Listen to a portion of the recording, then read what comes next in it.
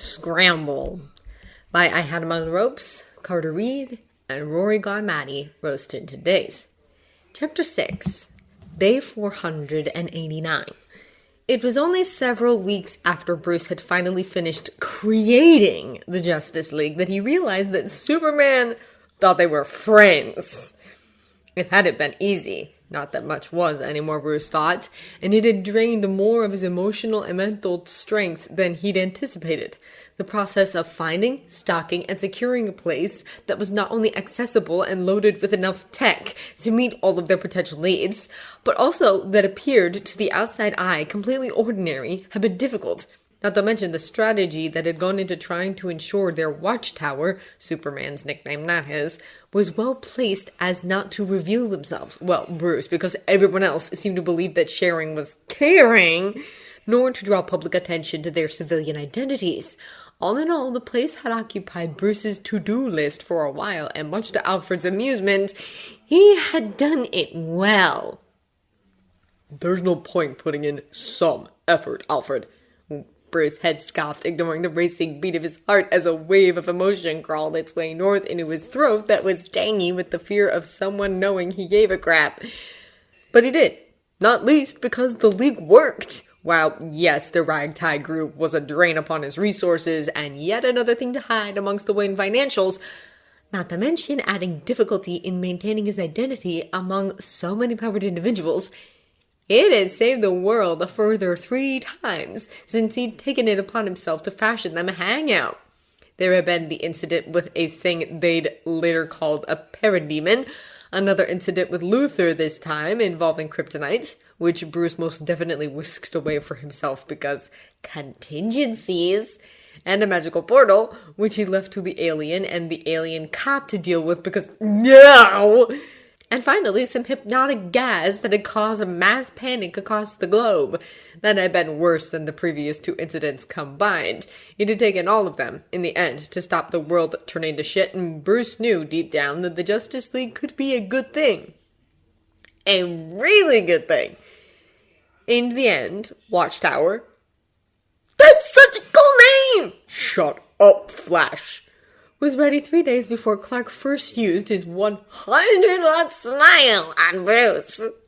He had been steadily drawing up schematics, planning meticulously in the event that one of the League decided to take a shortcut into villainhood, because Bruce was not letting any of the super-colored, super-powered people off without some sort of repercussion in place. The protocols were a little harsh, and that was him saying it. And, well, if anyone else were to know about his plans, they might even say the whole thing was designed to see them dead, rather than just incapacitated. But Bruce liked to be prepared.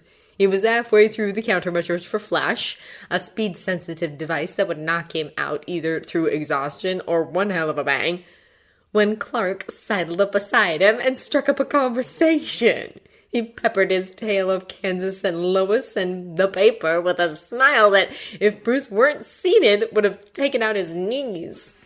The smile's appearance didn't stop there. Suddenly, it was everywhere. It was in the morning greeting, the evening goodnight, the lunchtime roll of the eyes with the, "I swear I see more of you now, B, than my own mother." And that was another thing. B. Bruce wasn't a fool. He knew that regardless of his opinions and reservations and internalized fear and hatred and 100 other things of Superman, if they were to successfully save the world together, then they had to at least cultivate a professional relationship. It started simply, with Superman trying a little too hard with his chirpiness and his simple but polite civilities. Eventually, though, Clark got impatient. It quickly became clear to Bruce that Clark Kent just wasn't used to someone not liking him or wanting to engage with him. Either that, or he was more of a stereotype for Southern hospitality than Bruce gave him credit for. It was a random Wednesday when Clark sat down with a humph and proceeded to tell Bruce his life story, which saw the Man of Steel talk for 2.5 hours flat. The Dark Knight contributed small half-sentences where appropriate, but was otherwise a little too shocked on just how to respond. Bruce had believed that was it, and that maybe he'd managed to keep both his heart and his secret secure, even in the face of their now apparently regular team-ups. But it wasn't, because Clark was, well, Clark.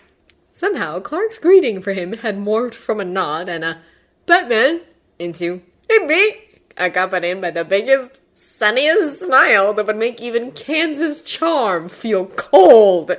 He started saving Bruce a portion of noodles when he was late to their weekly meetings, or Clark made sure Barry didn't go near the bat when the speedster was feeling particularly excitable and most likely to really piss Bruce off. Or it was making sure the billionaire was getting enough sleep after news reports had painted out Gotham's series of nightly attacks by Penguin or Riddler or Two-Face or all of them, because sometimes they just had to team up too. It was tilting his head just so when he knew Bruce was lying, even with the defense of the modulator, but having enough respect not to call him out on it in front of the others, instead waiting until they were alone and saying, "Come on, B, it's me!" Like that meant something. It was little things that in another life would have made Bruce feel loved and human and turned his scarred heart to goo.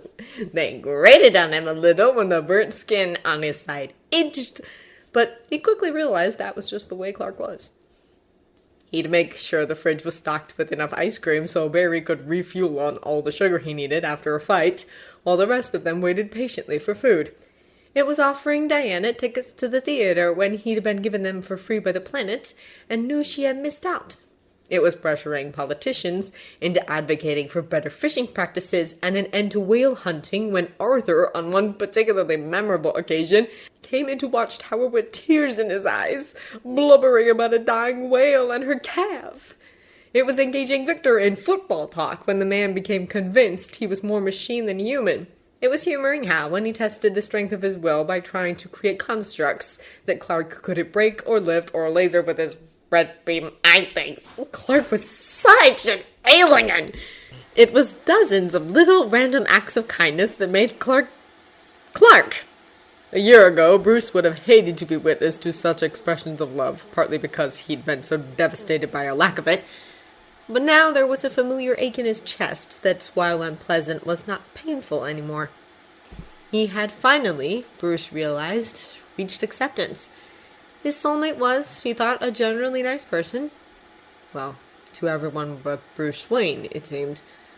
Watchtower had been operational for a few weeks, and Bruce strode into the mess to a particularly loud and obnoxious shout of, "No way!" It was Hal. Because of course it was. And Bruce glanced over curious, only to see he, Diana, and Clark huddled around one of the smaller tables, picking through a considerably tall pile of sandwiches that told Batman that Flash was also around somewhere. "Hal?" Diana chided, offering Bruce a tight smile in greeting as he strode closer before turning back to Clark, who looked miserable. Bruce cocked his head just enough to say, "What the hell is wrong with you?"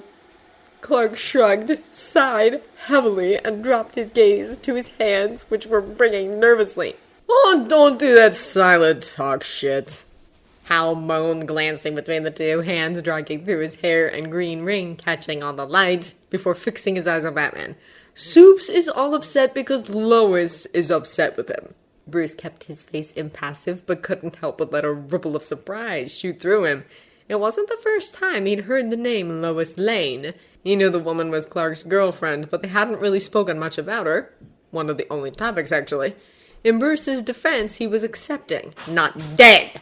And hearing Clark talk so lovingly about someone who wasn't him caused an instinctive revulsion to roll through his body no matter how hard he tried, and after a couple of times, Clark had come to the conclusion that Bruce didn't want to talk about civilians who knew the secret identities of superheroes.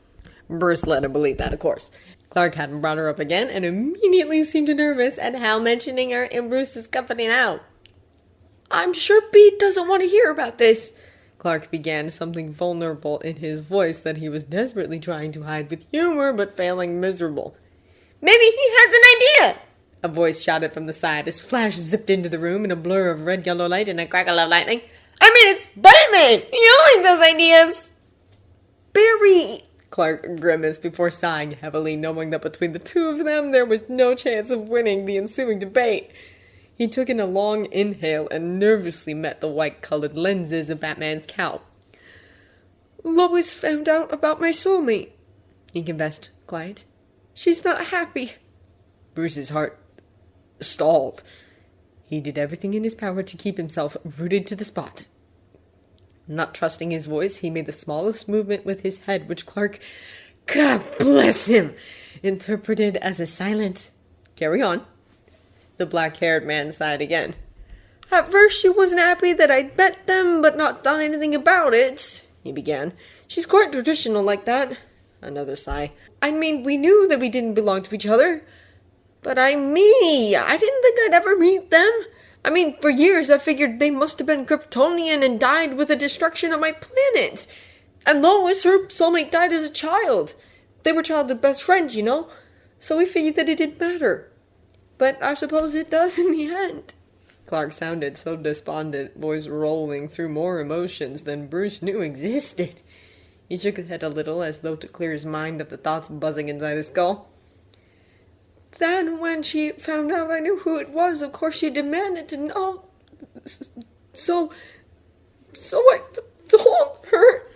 His voice was hitching now, words spluttered in one large jumbled mess that Bruce wanted to scream. And now she's angry. Diana patted him on the back soothingly. Who is it? Flash asked, leaning forward, powering over the intense silence as though it wasn't even there. It was Hal who answered. He grinned, dropping his voice low as though the answer were some sort of conspiracy, leaned in and said, "Bruce Wayne." Flash's eyes went big. Bruce Wayne? He echoed, choking on his sandwich. "You're kidding?" No, Superman replied, head now cradled in his hands and clearly determined to avoid all eye contact. "Sucks to be you," Flash muttered, which made Hal laugh and Diana shoot an unimpressed glare at the pair of them. It could be worse, Victor cut in, appearing at the doorway and completely unashamed in having eavesdropped. Despite his appearance, Wayne is a good businessman, he continued. His company is one of the most influential internationals in the world, and apparently Bruce does a fair amount of heavy lifting behind closed doors. Batman felt the hairs on the back of his neck rise at the assessment, but held his tongue. How did Superman began, looking up. I looked in and while you were talking, Victor confessed. No! Clark's tone was bordering on hostile, and after a second he realized it and softened. I'm sorry, thank you, Victor, but please, don't, research Bruce Wayne anymore. A pause. No problem, Clark. Huh, Hal muttered. And here's me thinking his head is filled completely with air. Well, Victor added, lips curling upwards. I did say apparently. The group let those soft, half-amused chuckles that eased the heaviness that had settled over them just enough to make it comfortable. Gotham's Prince, Barry said again, shaking his head before turning to Batman as though remembering he was still there. What no opinion, Vance? You're from Gotham, right? What'd you think of Gotham's favorite son? Bruce kept his expression completely neutral and ignored the clamoring, aching part inside himself that screamed at the way they laughed in the face of his pain. Superman, Clark, had done something that was considered unforgivable in many societies, and they had all immediately sided with him, rather than Bruce, who had been dismissed without a thought. But, Batman thought, taking in a steady, measured breath, he had worked hard for such dismissal. I don't waste my time on things as superfluous as Bruce Wayne, Flash. They chuckled again, but Superman tossed him a small smile. Come on, V, he said softly, as kind. No opinion? Aren't you going to mock the world's most ridiculous pairing? Surely that big brain of yours can come up with something. You seem to be doing perfectly fine with that by yourself, Batman replied, voice gold. Superman rolled his eyes, clearly taking the response as Batman being Batman, before he seemed to shrinking on himself again. I honestly don't know what to do about Lois. Well, I love her, and she loves me, but she's so angry, and well, I just think she can't can't stand the thought of knowing the person she thought was hers belongs to someone else. The words were out of Bruce's mouth before he realized his mouth had opened. Suddenly all eyes were on him. There was some surprise and disbelief, but the gratitude on Clark's face seemed to blur everything else. Exactly, he breathed, nodding. Yes, and someone she knows, too. Someone who's real, Batman replied, reining himself and his heart rate in. Yes! Superman nodded. I mean, after I told her, she did say that she understands why I never did anything, he spluttered, blush extending down his neck. I mean, it's Bruce Wayne, the guy who bended half of Gotham, blows off work, and jets out to look at islands to buy. We're not exactly interested in the same things, or have, the same, moral character, he continued, voice twisting like Bruce was something unpleasant he'd just stepped in. But he's still out there, existing. Batman watched Superman nod again before shaking his head and sighing. I mean, she can't... I think it's just he's real and alive, and apparently he's supposed to be... yours, Bruce finished. Bright blue eyes on him, a sad smile, another sigh, and then... What do I do? he asked, pinning all the weight of his gaze on Bruce, as though he held the answer to everything. What can you do? Bruce responded, letting a hint of his own feelings seep into the words. Short of killing Wayne, you'll never be rid of him, nor of the problem of having a soulmate. He ignored the looks of horror at his blunt dismissal of a system that most of them seemed to hold dear, and the indignant, "It's not a problem, Batman," from Diana, and plowed on. And you'll never not be soulmates, no matter what you do.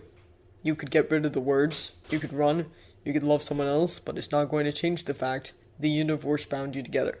So you either do nothing and let Lane sort out her insecurities by herself, or you end the relationship. The rest of the League seemed startled that he was even speaking, let alone offering advice. And if he was honest with himself, Bruce was a little shocked too. But Clark was soaking up every word he said, face shifting through emotion after emotion the longer Bruce spoke. Not to mention it felt a little amusing to offer his soulmate advice about how to get past him. Thank you, B, he muttered, sincerity bleeding through every pore. Batman didn't reply, only nodded sharply in acknowledgement before turning to leave. It was Hal's voice who stopped him. What did you do about yours? he asked. Bruce looked back. Your soulmate, Hal continued, drawing everyone's attention. He smirked at the cold stare he received. You can't talk like that and not have experience. His lips twisted into a thin, dangerous line. Batman doesn't have a soulmate. He spat, a voice like ice. Hal only laughed. But ya ain't just Batman, spooks, he snorted. There was only silence before... No, he admitted. But they don't have a soulmate either. He let the expression dip just enough into cruel and cold that Barry shivered in fear before offering, I made sure of that. Then he turned on his heel and strode away, black cape sweeping out behind him like the skin of a trailing Grim Reaper.